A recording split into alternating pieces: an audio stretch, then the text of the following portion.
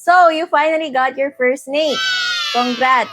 I know that feeling. Napaka over the moon and excited mo siguro at this point. But before you unbox her or you post her on social media, aralin muna natin ano yung mga common beginner mistakes that snake keepers make and how to fix them.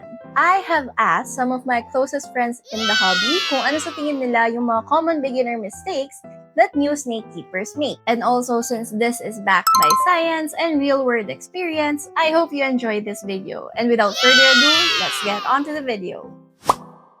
Number 1 is the too basic or too big of a setup. Empty or a barren tub with just one hide might not be the best for your new hatchling. Research shows that snakes in a barren environment can develop learned helplessness.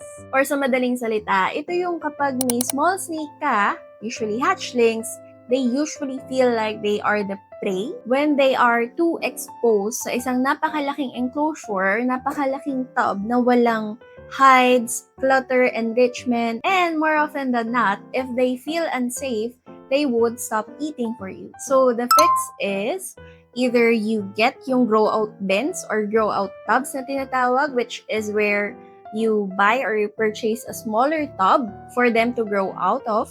And then, pagka-adult na sila or pagka mas malaki na yung size nila, saka ka mag-upgrade. Or, second fix is, if you have a big tub or a big enclosure, you just have to fill it up with clutter. Yes, clutter, such as branches, fake leaves, plants, multiple hides. Kahit nga maglagay ka lang ng rope sa taas ng mid-level ng enclosure nila eh. Next would be yung overhandling or yung tinatawag natin na honeymoon phase. Now, this is especially hard if this will be your first snake and the only snake you have in your possession. Kasi pagdating sa'yo ng bago mong snake, doesn't matter kung hatchling, sub-adult, or adult, let it at least settle down for at least a week bago mo siya i-handle. Kaya mo munang kumain para sa'yo kahit isang feeding man lang bago kayo mag-bonding. If you handle your snake every day the moment you get home or every single day, it can trigger higher stress levels para sa alaga mo. And high levels lead to immunosuppression, making your snake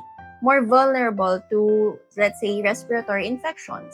So, the fix is, pagkadating sa'yo ng pet snake mo, follow the 7-day rule. Let them settle in for at least a week or 7 days before you start handling them. Kasama na dyan, kailangan nakakain na sila at least once para sa'yo before you handle them. And of course, do not forget, 24 to 48 hours after eating, saka mo sila pwede i-handle to avoid regurgitation. The reason you might want to follow the 7-day rule is to let them establish first their scent trails, find their favorite hiding spots, and again, wait for at least 1 or gusto mo makasigurado, 2 successful feeding sessions before you start handling them. Number 3, mura over sigurado, or wild caught versus captive bred. One of the common mistakes that new snake keepers make is buying a cheap snake from an unknown source or local market. So, I am discussing 2 separate things here. Unahin natin yung una, which is yung sinabi ko, wild caught versus captive bred. Ano mapinagkaibahan nun? Pag sinabi nating wild caught, yung nagbebenta na seller is hindi niya sariling produce. Sa madaling salita, hinuli niya lang from the wild and then flip it to resell for a profit. Pag sinabi naman nating CB or captive bred, hindi lang sila basta seller, sila ay breeder.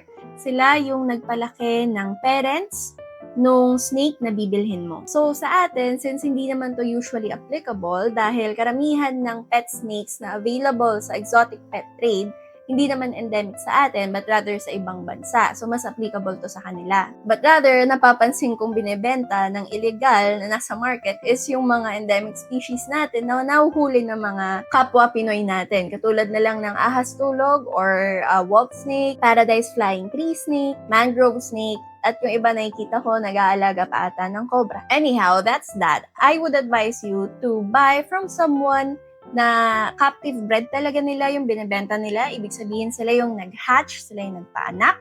Kasi talaga natutuhan nila yung parents niyan. And of course, you know, ano yung pinanggalingang environment ng alaga mo. And of course, we can expect na mas accountable si breeder or si seller dahil sarili ng produce yan and syempre, pride niyan. Cover ko lang din na internationally kasi, it is advised not to purchase wild caught dahil in the long run, mas makakamura nga sila kung bumili sila ng wild caught. Pero at the end of the day, hindi nila alam kung may kine-carry ba na internal parasites, may sakit ba yan, infections. In the long run, mas mapapamahal pa sila sa vet. Let us discuss naman yung second part nun, which is buying a cheap snake from an unknown source or local market. So dito sa atin, let us support our local registered breeders. That would be our WFP or Wildlife Farm Permit holders and CWR or Certificate of Wildlife Registration. You could also ask for a CBC or Captive Bred Certificate para makasigurado, but not all of them provide that. But again, as a consumer or as a buyer, you can ask that. Pagdating naman sa mga snakes, certain species like CITES species, such as ball pythons, can only be legally purchased here in the Philippines from WFP holders. As for the rest, as far as I know, nakakapag-release din ng legal papers ang CWR. Just be sure to ask for legal papers because you will be needing that in order to apply for your own CWR registration para maging legal ka at yung alaga mo.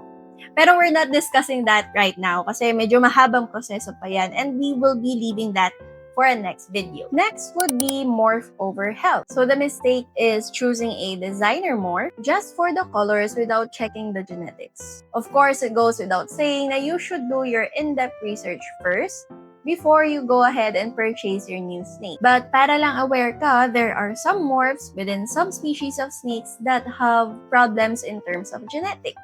Katulad na lang ng spider morph pagdating sa mga ball pythons, which carry neurosensory defects such as the wobble effect kung tawagin. So aside sa research, prioritize a strong feeding response over a unique color or morph. A healthy, normal snake that eats every time is much better for a beginner like you than a fancy morph that refuses food. Next would be making a stuffed sausage, or tatawag na overfeeding or power feeding. I know, pagka nakakita tayo ng snake, kung nakakita ka man na in person, na super taba, na sobrang bilog, cute, but in reality, hindi siya cute and it is dangerous for their health. So the mistake comes in feeding very frequently, especially sa hatchlings or kahit sa adults, because you want them to grow big and fast. And I understand, masarap nga naman i-handle yung snake pagka medyo malaki na compared sa hatchlings. Pero I just wanna remind you na according to science, obesity is the #1 silent killer among reptiles. It leads to fatty liver disease and puts a strain on their heart. So the fix would be to prioritize their quality of life over speed of growth. Also, that you should stick to a schedule kahit mukha silang laging gutom. Remember, they are opportunistic feeders, so pagka talagang binigyan mo ng pagkain, susunggaban talaga agad nila yan. But remember to stick to a schedule and that your snake should be lean and muscular and they shouldn't look like a sausage. Additional tip, how to know if your snake is a proper weight. So you should check for their underbelly. It shouldn't form a concave. If kita yung spine, then they are too thin. If may folds or rolls naman, then they are too heavy. The neck should flow smoothly into the body. Walang biglang nipis, walang biglang taba. And when you hold them, dapat firm and not squishy. If they jiggle when they move, medyo overweight na yan. So, numbers help, especially for babies or hatchlings. But body condition matters more than the grams. Kasi remember, iba-iba yan per species. Ball pythons in particular are chunky and smooth, whereas colubrids are lean and much more athletic. So, warning signs you might want to look out for are visible spine, sunken sides, loose skin, if they are too thin. If they are too fat naman, there would be rolls or creases when coiled, sagging body, or their head looks small compared to the rest of their body. Regardless to say, dapat nire-record mo yung weight ng snake mo as they grow older because, well, reptiles are good actors and in the wild, hindi pwedeng hihina-hina sila. So, magaling silang magtago ng sakit. And if you are monitoring their weight properly and regularly, you can immediately tell if something is wrong with them pagka biglang bumaba yung weight nila. Okay, next is the silent sufferer or the quarantine failure. Okay, the mistake is putting your new reptile or your new snake in the same room as your other pets immediately. So like what I've said, reptiles are masters of hiding their illnesses. There are many pathogens that they might be hiding that are asymptomatic or hindi nakikita for several months up to a year which you might not be aware of. So, as a fix, follow a quarantine period. Nasa sa'yo na yun kung gusto mo ng 30 days, 60 days, or even 90 days.